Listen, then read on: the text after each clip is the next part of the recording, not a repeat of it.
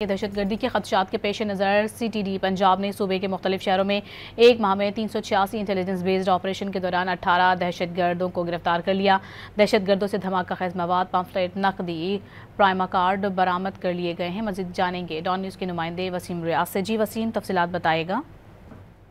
जी बिल्कुल, CCD की ये एक माह की कार्रवाई है जिसमें 386 ऑपरेशन जो है वो पंजाब के मुख्तलिफ अजला में किए गए हैं और इस इंटेलिजेंस बेस्ड ऑपरेशन के नतीजे में 18 दहशतगर्दों को जो है वो गिरफ्तार किया गया है।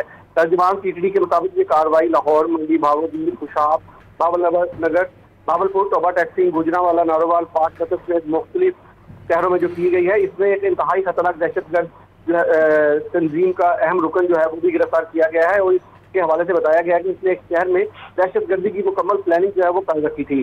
तमाम बदबख्त कार्रवाई करते हुए एक बड़े नुकसान से जो है वो इस शहर को बचाया गया है। इन दहशतगर्दों के कब्जे से धमाका खेज मवाद, EID बम, 3 डेटोनेटर, 13 हिफाजती फ्यूज, वायर, पम्फलेट और दीगर सामान जो है वो बरामद किया गया है। दहशतगर्दों की शिनाख्त का अमल भी मुकम्मल कर लिया गया है और इनसे मजीद तफ्तीश जो है वो की जा रही है। बहुत शुक्रिया आपका वसीम।